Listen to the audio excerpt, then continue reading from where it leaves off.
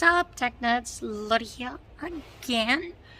So today we are going to be having a look at the Ferret gearbox. This is a fairly complicated bit of equipment, and if you are watching this video, this will be good for possibly working on your own. I'll just be sort of going broadly over what everything is.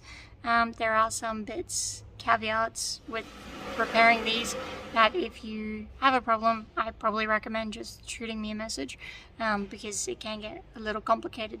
But let's quickly run through. So in front of me is not a jetpack, but a Ferret gearbox. This one is standing on end. So this is actually the top of the gearbox, and this is the front of the gearbox. This is where the fluid coupling goes. And then the engine bolts on to here. Keep this picture in your head. I will show you what it looks like in an actual Ferret. Here we go. So it's all covered up, but essentially this end here is that end there, and you can see the sides of it here. So these are the differential housings for the side, and that's them there. But this one is flipped around. So that side is the side in the far back there. So there you go. That's a quick little gauge to how to put it all together. In fact, you can see that little plate right there, that one there, that is this one right here. So you can imagine the little flap goes here. Alright, so obviously we have the main drive shaft that goes down into the gearbox. Now the actual gearbox starts here, and it's this tub there. Let me turn the light on. It's this section here. So it's a big drum with all planetary gears that run through it, and they're sectionalized. So it's this section here, and it goes all the way down to about here, and then we get this output shaft here. This is a differential housing. We will get onto that one in a second, but the gearbox side of it is technically just that tube in there. So how does this work? Those eagle-eyed among you might realize that this is a bit rusty. We are refurbing this one. This one is ours, for specifically this Ferret here. Now, turn the light off again. How does it work? So this is what you call a pre-select gearbox. It is the halfway between a manual and an automatic gearbox. So it has a fluid coupling, which goes up here, like all automatic gearboxes have. But this one, you determine which gears and when. And I'll show you the controls in the other Ferret on how you actually do that, and then I'll relate it to these. But essentially we have different bands, and including one clutch up here, which I'll explain in a bit. But these are your different gears, and they work by contracting bands. So this band here, as these operate, it will actually pinch the gearbox, and that is how you engage each gear. It's pretty simple when you think about it that way. So let's quickly run inside the other Ferret, and I will show you the controls. So, running. So the two bits that we want to be cognizant of. This is our gear selector, and you can operate this. Here we go. So you got a little clicky in here. So you've got first gear all the way at the front, and then second gear is one click back when I can force it. There we go. That's second gear. I'm leaning over, so that's why it's really hard. And then all the way back, third gear, neutral, fourth gear, and fifth gear. Now, unlike other gearboxes, neutral is very important in that it has to be in the neutral slot. It can't just be sort of like floating around. It can't be here, and it can't be there, and I'll explain that one in a bit too. The other bit is obviously our change pedal. Now, we've got accelerator, brake, and change pedal. A lot of people will call it a clutch. It is not a clutch pedal. And again, we will talk about that one in a second. But yeah. And lastly, we have this one. This is our forward reverse lever. So, in order to drive this, first things first, you need to select forward or reverse. So we just push it forward, or let's say, right now it's in forward, I'm pretty sure. So it's all the way back, but you can go into there. So that is not a gear. So you won't be able to drive it. Pull it back, we're now in drive, or reverse. I don't know. I've got a marker. For argument's sake, let's just say we're in drive, and the other side is forward. Now we're in neutral. We select a gear. If you are driving a Ferret for the first time, don't put it in first. First is a really, really, really low gear. You can start them in second. If you can't start it in second, it's wrong. Then, so you'll notice that we didn't touch the change pedal or clutch pedal, whatever you want to call it. We have just put it into a gear. But the gearbox has not changed. What we now do is we press that pedal down all the way until it stops and then let it up. All right, this is a fairly quick motion. It's bunk, bunk, okay? Generally, you only do more harm by doing it slowly. You don't have to be super quick. And again, I'll show you how it actually works on the inside. So that's how you do it. And then you're driving along in second gear and you want to go up a gear. We put it in third. We pre-select the gear, hence the name pre-select gearbox. Now nothing has actually happened to the gearbox. We are still in second gear. Then, same thing, on the change pedal, down, back up, and then we're in third gear, okay? But that means when you're driving around, you can put this in whatever gear you want, and you will not actually change gear. So you can be driving around in third gear, and if you see a turn coming up ahead and you want to slow down, you can pre-select it by dropping it in second gear, and nothing will happen until you engage the gear with the change pedal. Follow me so far? I hope so. There'll be a quiz on this at the end. So yeah, that's basically how you drive these. Now, because there's a fluid coupling in there, or like an automatic clutch, as some people call it, you can't stall these if they're done correctly. So in there basically is a fluid coupling, and it connects the engine to the gearbox. If you are below a certain rev limit, which off the top of my head is about 750 thereabout-ish, you won't get any drive. That is essential. If you do not have a slow enough revving engine, you will always be driving this and you will struggle greatly to change from forward to reverse. Okay, so keep that one in mind. It is crucial that you time these and set them up correctly. They are a fairly low idling engine for this reason, for the reason of the fluid coupling and all that. If it was just a normal manual gearbox, you could rev it a bit higher, but this isn't. So, coming back here. Now the sun's decided to come out between walking in there. So, what actually happens? Pretty straightforward. This is our selector. So the gear selector that you saw me messing around with connects directly to this. Now it's important that you set these ones up correctly, because basically this is just a straight line gear selector. So as I turn this, you'll see it turns that cam in there, okay? And each of the gears is selected that way. So turns this cam over, and as I turn it this way, you can immediately tell this gear is selected, okay? Now, all Ferrets will look like this, except for the addition of this one. If you're looking at this and you've got a massive gap here, do not freak out, okay? It's not wrong. This is an I'll call it buggering it up device. This stops, if you've got a messy driver who doesn't know what they're doing, it is possible to do something within the gearbox that will hurt you And this stops that. Not a great deal of pain if you bugger it up, and I'll show you what that looks like. But this is just a fail-safe that they've done, because essentially there is a gap in the gears from this gear to this gear. This is not a gear. This is just to stop the gearbox from closing up. Okay, so you can see there's a gap. Of course the sun has to come out now.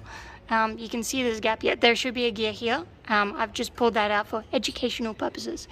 But yeah, you can see there's a gap in here. All Ferret gearboxes look like that.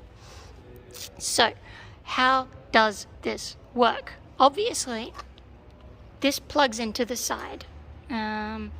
Yes. No, I think it goes the other way. Like so.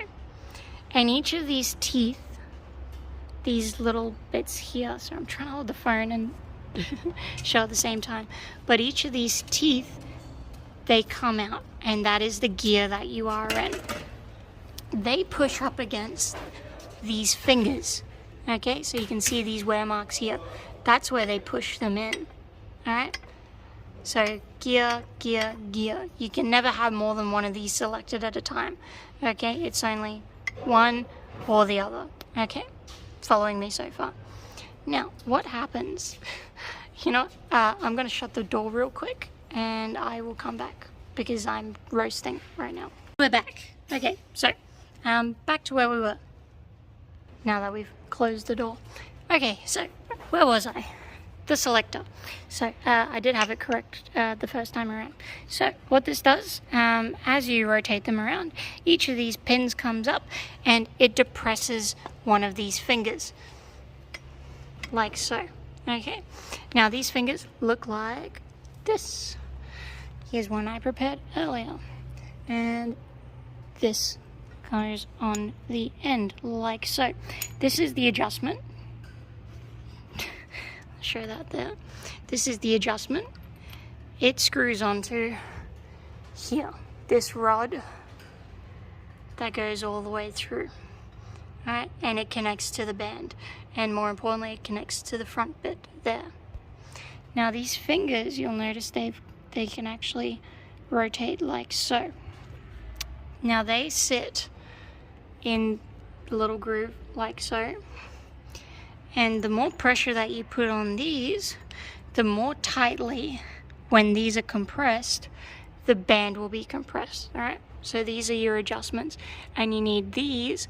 You screw them in and out based on how much these are coming out. Now, so that's how you select a gear, but to engage the gear is a different story. So we'll turn the light back on.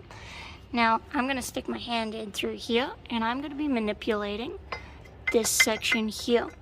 This is actually what engages the gears.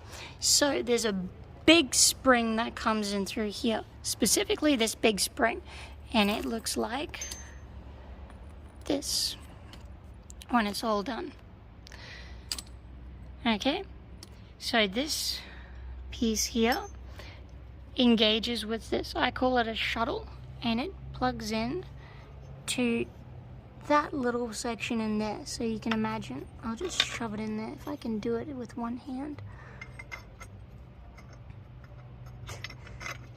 This is why these are so blimey fiddly. There we go. Close enough. There. So you can see the shuttle is engaged there. Now that little bit of shininess at the end there, that is where this end of the spring engages. The other side of the spring actually sits right here, and it's pushed in by this plate, which has a matching bit to engage with the back groove. So for those who are wanting to take apart their gearbox, just be aware that there is a fair bit of spring force behind this plate, depending on how you have your gearbox set up. If you've removed other stuff, the bolts that it comes with, which are these ones, should be long enough. But if you are ever uncertain, I recommend taking out these two and just replacing them with longer bolts. And then you can undo the other ones just to ease off that that spring pressure.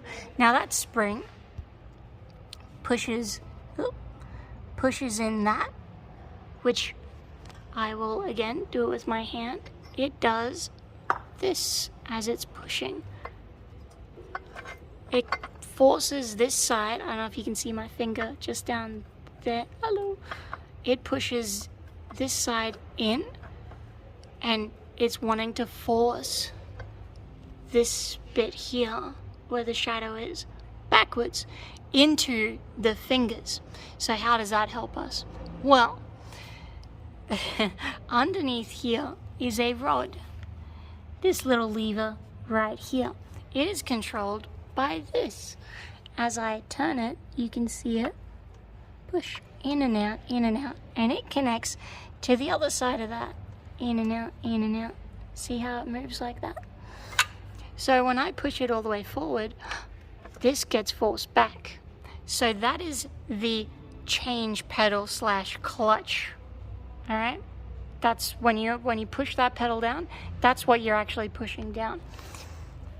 Now it pushes this all the way back enough that you can fit one of these fingers in, and you'll see it's going to get grabbed by that little lip on the end of it right there. So when you release that pedal, it's going to force this back, grabbing the finger. I'll show it on this. It grabs the finger here, forces it backwards, and it closes like so. And that pinches the band that it's on closed. And that is how you select a gear. So let's say, for instance, we've got this gear selected. So this one is in here and it's been forced all the way back.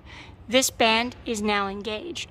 When we select a gear, click, click, click, it's going to push another one of these down, but because they're spring-loaded, it's hard to show now because that's in the way, but they're spring-loaded. See how they bounce back?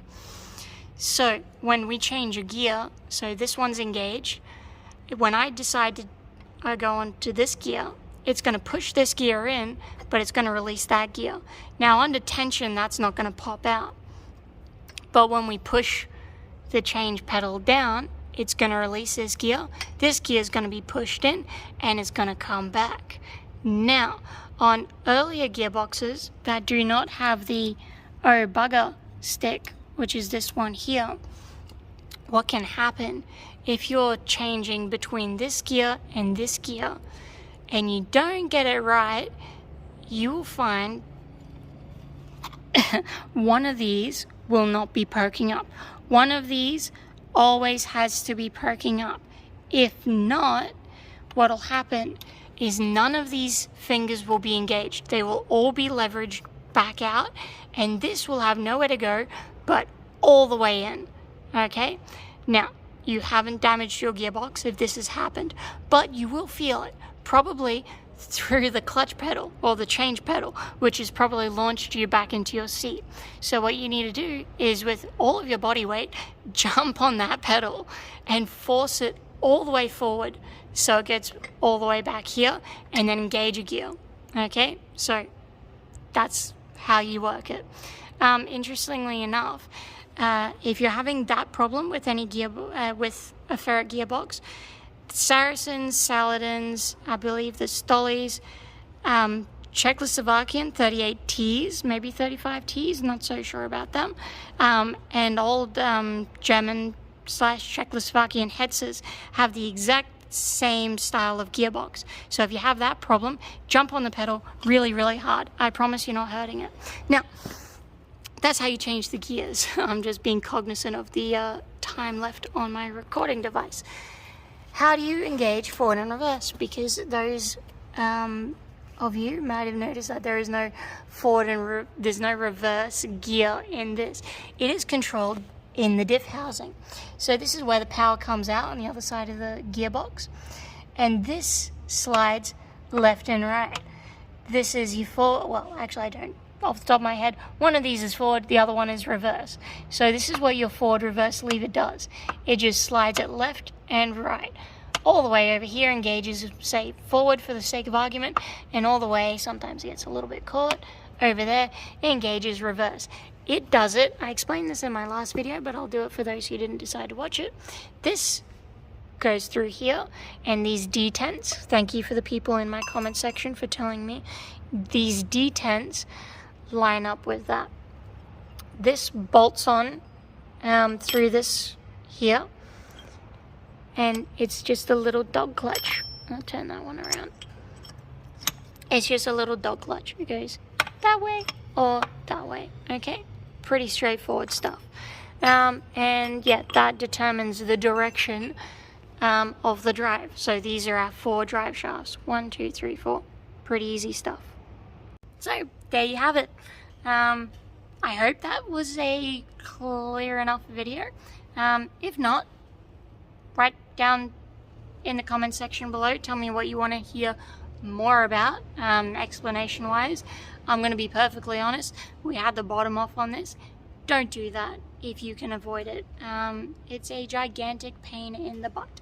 I think that's it. So yeah, there you go. There's how to operate a Ferret gearbox slash Saladin, Saracen, 38T, Hetzer, except for the forward reverse thing, that's different on certain vehicles. But that is how a pre-select gearbox works. Quickly off the top of my head, if you do want to get to the gearbox, like the actual gearbox section, you need to remove this, which is just big bolts on the top, pull it out. It's pretty straightforward. But if you have to get that far, I don't know, just you might have to buy a new part of the gearbox, or call me up, and I might be able to hit you with some information. So I think that is a groovy enough video, enough information to let it soak in, but not enough to overwhelm you. Again, I hope I explained everything well enough. So if you enjoyed this, comment down below, subscribe would be lovely, and yeah, click here for more British stuff. Bye.